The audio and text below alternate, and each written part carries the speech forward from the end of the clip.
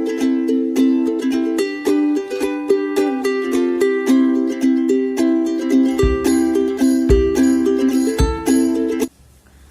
Students, आज हम पढ़ेंगे class +1 chapter 3 classification of element and periodicity in properties से periodic trend in the properties of the element.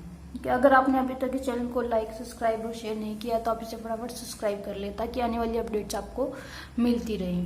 आज का हमारा टॉपिक है periodic trend in the properties of the element. बड़ा ही अच्छा और इम्पोर्टेंट टॉपिक है पीरियोडिक प्रॉपर्टी। तो सबसे पहले क्वेश्चन आता है हमारे पास कि पीरियोडिक प्रॉपर्टीज क्या होती है। The properties of the element which are directly और indirectly related to the electronic configuration of their atoms and show graduation in moving down a group और अलोंग अ पीरियड। यानी कि वो प्रॉपर्टीज जो किस पर डिपेंड करती हैं, इलेक्ट्रॉनिक कॉन्फ़िगरेशन पर। किस पर डिपेंड करती है, इलेक्ट्रॉनिक कॉन्फ़िगरेशन पर। यानी इलेक्ट्रॉनिक कॉन्फ़िगरेशन के साथ उनकी जो वैल्यू है उसमें भी चेंज आ रहा है। साथ में क्या है, और जब हम मूव करते हैं अलोंग पीरियड या फिर डाउन द ग्रुप तो वो प्रॉपर्टीज क्या करती है, ग्रेजुअली इंक्रीज या डिक्रीज करती है। इसका मतलब क्या होता है कि या तो वो वैल्यू इंक्रीज करेंगी सारी, मतलब कि अलोंग द ग्रुप, मान लो जो अलोंग द ग्रुप मूव कर रहे हैं हम, ठीक है, लेफ्ट से right along the group move कर रहे हैं, यानी कि जब वो ऊपर अप से डाउन की तरफ आ रहे हैं तो उसमें क्या होता है, जो पीरियोडिक प्रॉपर्टी जिसकी भी बात कर रहे हैं वो क्या होगी, या तो वो इंक्रीज होगी या फिर वो डिक्रीज होगी। सिमिलर केस किसमें आएगा, down the along the period के लिए। ठीक है, तो हम सबसे पहले पीरियोडिक प्रॉपर्टी स्टडी करेंगे एटॉमिक रेडियाई। ठीक है, एटॉमिक रेडियाई होती क्या है। Atomic radii is the distance from the centre of the nucleus to the outermost shell containing the electron. क्या है, आउटर जो एटॉमिक रेडियाई है ये क्या है, डिस्टेंस है। कौन सी डिस्टेंस है, न्यूक्लियस के सेंटर से लेकर के आउटरमोस्ट शेल तक जहां पर इलेक्ट्रॉन प्रेजेंट है, उस डिस्टेंस को हम क्या कहते हैं, एटॉमिक रेडियाई कहते हैं। ठीक है, तो एटॉमिक रेडियाई अगर आप फिगर से देखना चाहो, अगर हम इसमें देखें, मान लो ये न्यूक्लियस है और मान लो फर्स्ट शेल है, यहाँ पर इलेक्ट्रॉन लाई कर रहे हैं, सेकंड शेल के अंदर भी इलेक्ट्रॉन्स लाई कर रहे हैं। ठीक है, जो वैलेंस इलेक्ट्रॉन इसके अंदर लाई करेंगे तो आउटरमोस्ट शेल क्या हो गई, ये हो गई, और इसके बीच की जो डिस्टेंस है इसको क्या कहेंगे, एटॉमिक रेडियाई। ठीक है, इसको क्या कहेंगे हम, एटॉमिक रेडियाई। अब जो एटॉमिक रेडियाई मतलब कि एटम्स के बीच की जो बॉन्डिंग है उसके ऊपर डिपेंड करती है। ठीक है, उसके बेसिस पर एटॉमिक रेडियाई को 3 पार्ट्स में डिवाइड किया गया है, कोवेलेंट रेडियाई, वैन डर वाल रेडियाई एंड मेटालिक रेडियाई। तो हम सबसे पहले पढ़ेंगे कोवेलेंट रेडियाई, जैसे इसके नेम से क्लियर हो रहा है, कोवेलेंट। ठीक है, कोवेलेंट मीन्स ये कोवेलेंट बॉन्ड उन एटम्स के बीच में होंगी जहां पर कोवेलेंट बॉन्ड एग्जिस्ट करता है। अब कोवेलेंट बॉन्ड कहाँ बनता है, कोवेलेंट बॉन्ड बनता है जहां पर म्यूचुअल शेयरिंग होती है। ठीक है, वैसे हम इसको हम नेक्स्ट यूनिट के अंदर भी स्टडी करेंगे कोवेलेंट बॉन्ड को डिटेल में, बट कोवेलेंट बॉन्ड कहाँ बनता है, जहां पर म्यूचुअल शेयरिंग होती है, यानी कि एक जैसे एटम्स होते हैं। ठीक है, होमोन्यूक्लियर एटम्स के बीच में क्या बनता है, कोवेलेंट बॉन्ड बनता है। होमोन्यूक्लियर एटम्स के बीच में क्या बनता है, कोवेलेंट बॉन्ड बनता है। अगर हम होमोन्यूक्लियर एटम्स की बात कर रहे हैं, इसका मतलब क्या है कि वहां पर कोवेलेंट बॉन्ड की बात करें। होमोन्यूक्लियर एटम्स जहाँ एक जैसे एटम है, जैसे कि H2 हो गया, यहाँ पे क्या है, एक जैसे एटम है, हाइड्रोजन और हाइड्रोजन के बीच में जो बॉन्ड होगा वो क्या होगा, कोवेलेंट बॉन्ड होगा। ठीक है, कौन सा बॉन्ड होगा, कोवेलेंट बॉन्ड होगा। ऐसे हम एग्जाम्पल ले ले O2 का, ऑक्सीजन और ऑक्सीजन के बीच में जो बॉन्ड होगा वो क्या होगा, कोवेलेंट बॉन्ड होगा। ठीक है, तो इसकी डेफिनेशन क्या हो जाएगी, और जो रेडियाई क्या होगी, कोवेलेंट रेडियाई, जैसे कि हाइड्रोजन के बीच में कोवेलेंट बॉन्ड है तो जो टोटल डिस्टेंस है इसका हाफ, ठीक है, इसकी न्यूक्लियस से इसका हाफ जो डिस्टेंस है उसको कहेंगे हम कोवेलेंट रेडियाई। डेफिनेशन देखते हैं इसकी, it is defined as half of the distance between the centre of the nuclei of 2 covalently bonded similar atom. ठीक है, हाफ है डिस्टेंस का, कौन सी डिस्टेंस का, जो हम 2 न्यूक्लियाई के सेंटर्स की बात कर रहे हैं, मान लो ये 2 न्यूक्लियाई हो गए। ठीक है, 2 न्यूक्लियाई है, एक ये हो गया, एक ये हो गया। ठीक है, इन दोनों के बीच में ये इसका सेंटर हो गया, यानी कि ये इसकी न्यूक्लियस होगी। यहाँ से इन दोनों की डिस्टेंस लेते हैं और उसका हाफ, उसको हम क्या कहेंगे, कोवेलेंट रेडियाई, यानी कि ये जो डिस्टेंस है ये क्या हो जाएगी, कोवेलेंट, आर कोवेलेंट। ठीक है, यानी कि कोवेलेंट रेडियाई किसके इक्वल हो गई, इस गैप के इक्वल हो गई। ठीक है। यहाँ पर अगर हम ये दोनों एटम हाइड्रोजन के हो, अगर यहाँ पर हाइड्रोजन का एग्जाम्पल हो, तो जो इंटरन्यूक्लियर डिस्टेंस है ये किसके इक्वल आती है 74 पिकोमीटर के, और जो कोवेलेंट रेडियस है वो किसके इक्वल आती है 37 पिकोमीटर के। कोवेलेंट रेडियस का फॉर्मूला क्या होगा, internuclear distance of the bonded atom divided by 2, यानी कि इंटरन्यूक्लियर डिस्टेंस यहाँ पर हमारी कितनी है 74 और डिवाइडेड बाय 2 किसके इक्वल आ जाएगी 37 पिकोमीटर फॉर हाइड्रोजन, ठीक है।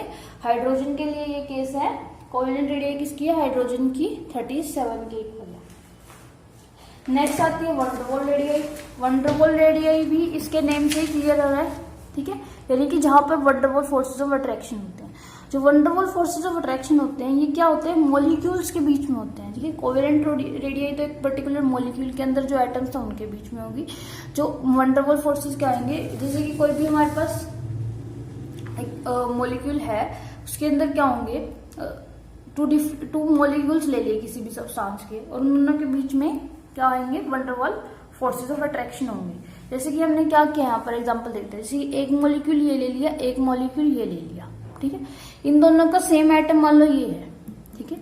इन दोनों के बीच में ये एटम है और इसके बीच में क्या होगी, जैसे H2 का ही मॉलिक्यूल ले लेते हैं, मान लो हमने H2 के ही 2 मॉलिक्यूल ले लिए, H2 के ही हमने क्या ले लिए 2 मॉलिक्यूल ले लिए। एक मॉलिक्यूल तो ये हो गया ऐसे, और एक मॉलिक्यूल क्या हो गया ऐसे हो गया।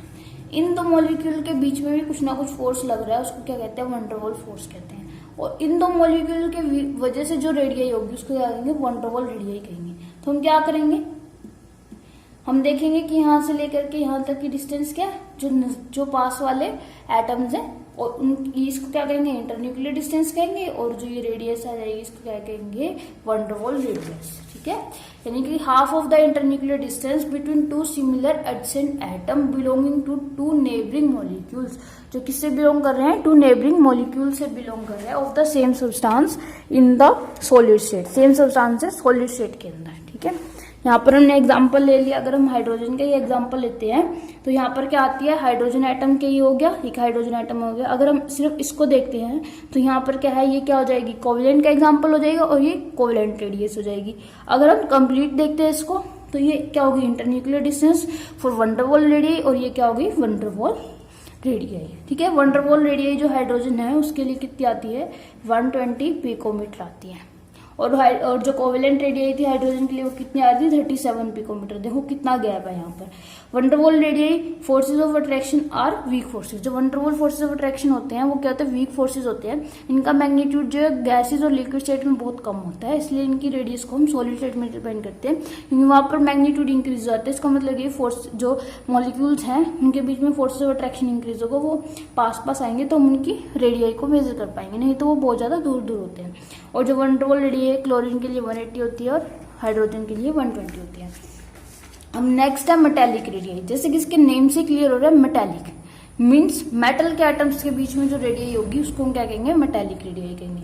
सी डेफिनेशन क्या होगी, half of the distance between the centre of nucleus 2 adjacent metal atom in the metallic crystal. Metallic crystal के अंदर 2 एडजेसेंट मेटल एटम है, उनके बीच की जो इंटरन्यूक्लियर डिस्टेंस है उसको हाफ हम उसको क्या कहेंगे मेटेलिक रेडियस कहेंगे, ठीक है। ये हमने एग्जांपल ले लेते हैं कि ये क्या हो गए 2 मेटल एटम हो गए, ठीक है। इनके बीच की जो इंटरन्यूक्लियर डिस्टेंस है इसका हाफ क्या हो जाएगा मेटेलिक रेडियस हो जाएगा, ठीक है। मेटेलिक बॉन्ड क्या होता है वो वीकर होता है कोवेलेंट बॉन्ड से, पर जो इसलिए जो मेटेलिक रेडियस है वो क्या होगी स्मॉल होगी as compare to covalent radius, ठीक है।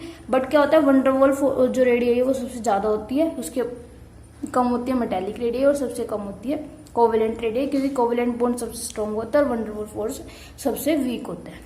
अब ये तो हमने इसकी डेफिनेशन पढ़ी है। वो हमारा नेक्स्ट टॉपिक था कि इसका वेरिएशन कैसे होगा, variation of atomic radius in the periodic table. Periodic table के अंदर एटॉमिक रेडियस का वेरिएशन क्या है, मतलब कि वो पीरियोडिक टेबल के अंदर यानी अलोंग द पीरियड और डाउन द ग्रुप कैसे वेरी कर रही है, यानी कि जब हम पीरियड के अंदर मूव कर रहे हैं यानी लेफ्ट से राइट जा रहे हैं तो एटॉमिक रेडियस पे क्या इफेक्ट पड़ रहा है, वो डिक्रीज हो रही है इंक्रीज हो रही है, उस इफेक्ट को हम स्टडी करेंगे। अगर वो डिक्रीज हो रही है तो क्यों हो रही है, इंक्रीज हो रही है तो क्यों हो रही है, ठीक है। सबसे पहले तो हम जनरल वेरिएशन देख लेते हैं कि द एटॉमिक रेडियस या एलिमेंट्स की वो जनरली डिक्रीज हो रही है from left to the right. क्या होती है डिक्रीज हो रही है from left to the right. इसका हमने वैल्यूज नोट करके निकाला है, lithium to beryllium, boron, carbon, nitrogen, oxygen, fluorine. जब हम सेकंड पीरियड के अंदर मूव कर रहे हैं लेफ्ट टू राइट, क्या हो रहा है, एटॉमिक रेडियस डिक्रीज हो रही है, आप यहाँ देख पा रहे हो, ठीक है। 152 से 111, फिर 88, 77, 75, 74, 72, ठीक है। अब हमारे पास क्वेश्चन अराइज होता है ऐसा होता क्यों है, ठीक है। इस चीज को समझने के लिए हमारे पास एक टॉपिक आता है, इफेक्ट, एक चीज है इफेक्टिव न्यूक्लियर चार्ज, ठीक है। क्या है, इफेक्टिव न्यूक्लियर चार्ज। तो सबसे पहले क्वेश्चन आता है कि ये इफेक्टिव न्यूक्लियर चार्ज क्या होता है, ठीक है। तो उससे पहले हमें समझना पड़ेगा न्यूक्लियर चार्ज। क्या समझना पड़ेगा हमें, न्यूक्लियर चार्ज, ठीक है। न्यूक्लियर चार्ज जैसे इसके नेम से क्लियर है कि न्यूक्लियस के पास जो चार्ज है उसको हम क्या कहेंगे, न्यूक्लियर चार्ज कहेंगे। और न्यूक्लियर चार्ज किसके इक्वल होता है, जेड के इक्वल होता है। जेड क्या होता है, एटॉमिक नंबर, ठीक है। जेड क्या होता है, एटॉमिक नंबर होता है, और जेड एटॉमिक नंबर के इक्वल क्या होता है, न्यूक्लियर चार्ज होता है। हम क्या समझते हैं न्यूक्लियर चार्ज से, कि जैसे कि यहाँ पर हमारे पास क्या है, ये एटम, अगर हम बात करें यहाँ पर एटम की, ऐसे ड्रॉ कर लेते हैं हम एटम, ठीक है। ये क्या होगी, न्यूक्लियस हो गई, ये क्या हो गया, फर्स्ट सेल हो गई, ये क्या हो गया, सेकंड सेल हो गई, ठीक है। अगर चलो एक और ड्रॉ कर लेते हैं, ये क्या हो गया, थर्ड सेल हो गई हमारे पास, ठीक है। अगर हम क्या करें, इसके अंदर एटम्स को फिल करते हैं, हम इसके अंदर एटम्स को फिल करते हैं, यहाँ पर जो न्यूक्लियर का चार्ज होगा वो जेड होगा। न्यूक्लियर चार्ज मीन्स क्या, वो फोर्स, इतने यहाँ पर पॉजिटिव चार्ज है, जो क्या जितना ज्यादा पॉजिटिव चार्ज होगा उतने क्या करेगा, वो इलेक्ट्रॉन को अपनी तरफ अट्रैक्ट करेगा। मान लो यहाँ पर 2 इलेक्ट्रॉन है, यहाँ पर 8 इलेक्ट्रॉन है, 3, 4, 5, 6, 7, 8, ठीक है। तो जो है हमारा न्यूक्लियर चार्ज, ये क्या कर रहा है, इसको भी अट्रैक्ट कर रहा है, इसको भी अट्रैक्ट कर रहा है। इसकी फोर्स ऑफ अट्रैक्शन क्या होगी, जेड होगी, ठीक है।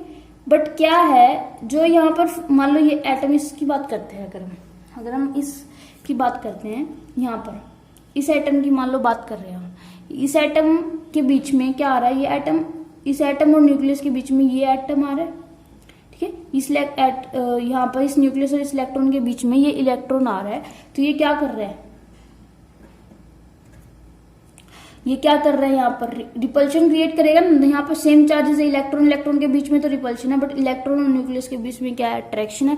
तो क्या करेगा, इस अट्रैक्शन को डिक्रीज कर देगा, क्योंकि यहाँ पर क्या आ रहा है, रिपल्शन फोर्स आ रहा है बीच में, ठीक है। तो इसका मतलब क्या है कि जितना चार्ज इस पर लगना चाहिए था, जितनी अट्रैक्शन इस पर लगनी चाहिए थी, वो क्या हो जाएगी, डिक्रीज हो जाएगी। अब इस पर कितनी अट्रैक्शन लगेगी, इस पर लगेगी इफेक्टिव न्यूक्लियर चार्ज बोलते हैं, जेड माइनस सिग्मा से। सिग्मा क्या होता है, शील्डिंग कांस्टेंट, जैसे कि इसके नेम से क्लियर है, शील्डिंग, यानी कि बीच में कोई शील्ड की तरह काम कर रहा है। अगर हम एक और एग्जांपल लेते हैं कि हमने क्या कर लिया, यहाँ पर एक इलेक्ट्रॉन फिल कर दिया, ठीक है, यहाँ पर एक इलेक्ट्रॉन फिल कर दिया यहाँ पर, ठीक है। जब ये इलेक्ट्रॉन यहाँ पर आ रहा है, तो इसके और इसके बीच में क्या है, इसके और न्यूक्लियस के बीच में 2 और इलेक्ट्रॉन्स आ रहे हैं, जिसकी वजह से क्या होगा, इसका फोर्स ऑफ अट्रैक्शन डिक्रीज हो जाएगा। जिसकी वजह से क्या होगा, इसका फोर्स ऑफ अट्रैक्शन डिक्रीज हो जाएगा। तो हमें हमारे इसके ऊपर जितना फोर्स लगेगा उसको हम क्या कहेंगे, इफेक्टिव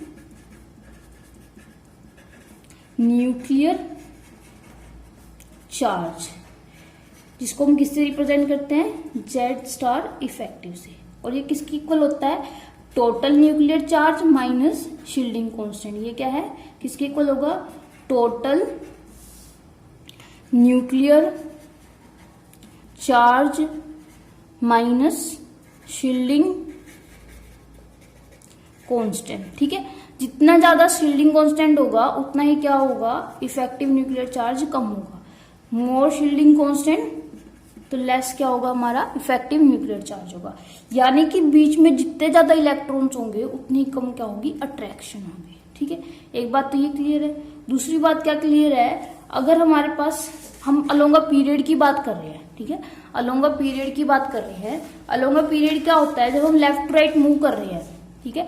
अलोंग अ पीरियड जब हम लेफ्ट टू राइट मूव करते हैं, जब हम लेफ्ट टू राइट मूव कर रहे हैं, तो इसके अंदर क्या होता है, इलेक्ट्रॉन जो है सेम शेल के अंदर एंटर करता है। इलेक्ट्रॉन जो है वो सेम शेल के अंदर एंटर करते हैं। अगर हमारे पास इलेक्ट्रॉन जो है 2s के अंदर या 2p के अंदर एंटर कर रहे हैं तो वो सेम सेल के अंदर एंटर करते हैं, बट जो हमारा न्यूक्लियर चार्ज है वो इंक्रीज हो रहा है। ठीक है, इसमें बात क्लियर है कि जो हमारा इलेक्ट्रॉन आएगा, फर्स्ट इलेक्ट्रॉन यहाँ आ गया, सेकंड भी कहाँ आएगा, यहीं आएगा। ठीक है, अगर हम इनकी इलेक्ट्रॉनिक कॉन्फ़िगरेशन लिखें तो लिख सकते हैं ना आप, लिथियम की क्या होगी 2, लिथियम की इलेक्ट्रॉनिक कॉन्फ़िगरेशन क्या होगी हमारे पास 2 1s2 2s1 हो जाएगी, और बेरिलियम की क्या हो जाएगी 1s2 2s2 हो जाएगी, यहाँ पर 1s2 लिख सकते हैं हम। ठीक है, और बोरोन की क्या हो जाएगी 1s2 2s2 2p1, कार्बन की 1s2 2s2 2p2, नाइट्रोजन की हो जाएगी 1s2 2s2 2p3। सिमिलरली अगर हम बात करें नाइट्रोजन ऑक्सीजन के लिए हो जाएगी 1s2 2s2 2p4, फ्लोरीन के लिए हो जाएगी 1s2 2s2 2p5। अब यहाँ पर एक चीज शो में देखनी है कि जो इलेक्ट्रॉन था वो 2s के अंदर ही एंटर हो रहा है, यानी n=2 के अंदर ही एंटर हो रहा है। ठीक है ना, n=2 यानी कि सेकंड जो शेल है, सब शेल है उसके अंदर ही एंटर हो रहा है। ठीक है, तो अगर हमारा जो फर्स्ट इलेक्ट्रॉन है, हर बार इलेक्ट्रॉन क्या होगा सेकंड शेल के अंदर एंटर होगा। जैसे कि अगर हम यहाँ पर ड्रॉ कर लेते हैं, ये क्या होगी न्यूक्लियस होगी, ये फर्स्ट शेल होगी, और ये क्या होगी सेकंड शेल होगी। फर्स्ट शेल तो स्टार्टिंग से ही फील्ड है, फर्स्ट शेल तो फील्ड है, और जो नेक्स्ट इलेक्ट्रॉन है लिथियम के लिए यहाँ आया। ठीक है, बेरिलियम के लिए कहाँ आएगा, एक इलेक्ट्रॉन और आ जाएगा। अगर हम बोरोन के लिए ड्रॉ करें तो एक इलेक्ट्रॉन और आ जाएगा, कार्बन के लिए एक इलेक्ट्रॉन और आ जाएगा, नाइट्रोजन के लिए एक इलेक्ट्रॉन और आ जाएगा। ठीक है, तो इलेक्ट्रॉन कहाँ ऐड हो रहा है, सेम सब सेल के अंदर, सेम सेल के अंदर एंटर हो रहा है, बट जो न्यूक्लियर चार्ज है वो तो इंक्रीज हो रहा है ना हर बार, न्यूक्लियर चार्ज तो इंक्रीज हो रहा है हर बार। ठीक है, इसीलिए न्यूक्लियर चार्ज इंक्रीज हो रहा है। ठीक है, जेड की वैल्यू क्या हो रही है, इंक्रीज हो रही है। शील्डिंग कांस्टेंट क्या है, 2 इलेक्ट्रॉन के लिए वो कांस्टेंट है, तो इफेक्टिव न्यूक्लियर चार्ज क्या रहेगा, वो भी इंक्रीज हो जाएगा। इसीलिए यानी कि अट्रैक्शन जो है न्यूक्लियस की आउटर मोस्ट शेल से जो इलेक्ट्रॉन उससे इंक्रीज हो जाएगी। जैसे जैसे इलेक्ट्रॉन ऐड होता जाएगा वो अट्रैक्शन इंक्रीज होती जाएगी। इसकी अट्रैक्शन इंक्रीज होने का मतलब क्या है कि ये साइज डिक्रीज हो जाएगा। ठीक है, आपको ये बात क्लियर हो गई होगी, ये साइज क्या हो जाएगा, डिक्रीज हो जाएगा। इसका मतलब क्या है कि जब हम लेफ्ट टू राइट मूव कर रहे हैं, न्यूक्लियर चार्ज इंक्रीज हो रहा है, और जो सेम टाइम पे इलेक्ट्रॉन जो है वो सेम शेल के अंदर ऐड हो रहे हैं, इसकी वजह से इंक्रीज न्यूक्लियर चार्ज जो है लेफ्ट टू राइट में, वो भी क्या होगा, फोर्स ऑफ अट्रैक्शन जो है इंक्रीज हो जाएगी, और एटॉमिक साइज क्या हो जाएगा, वो डिक्रीज हो जाएगा। अब अलोंगा ग्रुप की बात करते हैं, तो अलोंगा ग्रुप क्या होता है कि जो एटॉमिक रेडियस है वो क्या हो रही है, वो इंक्रीज होती है। बड़ा ही क्लियर सा कंसेप्ट है। इंक्रीज क्यों होती है, क्योंकि इसमें क्या हो रहा है कि नंबर ऑफ शेल इंक्रीज हो रहे हैं। जब भी हम ऊपर से नीचे की तरफ मूव कर रहे हैं, यहाँ पर क्या होगा, n=2 है लिथियम के लिए, सोडियम के लिए n=3 होगा, पोटेशियम के लिए n=4 होगा, रुबिडियम के लिए n=5 होगा, सीजियम के लिए n=6 होगा। इसका मतलब क्या है कि न्यूक्लियर चार्ज इतना इंक्रीज नहीं हो रहा, but number of shell increase हो रहे हैं। जैसे नंबर ऑफ शेल इंक्रीज होंगे तो इसका मतलब क्या है कि जो डिस्टेंस है न्यूक्लियस की आउटर मोस्ट जो इलेक्ट्रॉन है उससे क्या हो जाएगी, इंक्रीज होती जाएगी, जिसकी वजह से क्या हो गया, एटॉमिक रेडियस वो इंक्रीज होती जाएगी। और moving down a group there is increase in the principal quantum number या फिर शेल। सो इसकी वजह से क्या होता है, तो increase in the number of electron shell, atomic size increases. आपको ये बातें समझ आ गई होंगी। अगर आपको इफेक्टिव न्यूक्लियर चार्ज अभी भी नहीं समझ आया तो इसके लिए एक सेपरेट वीडियो बनाई गई है, आप उस पर जा करके देख सकते हैं। अगर आपको कोई डाउट है तो आप कमेंट बॉक्स में कमेंट कर सकते हैं। अगर आपने अभी तक चैनल को सब्सक्राइब नहीं किया है तो सब्सक्राइब करें। Thank you.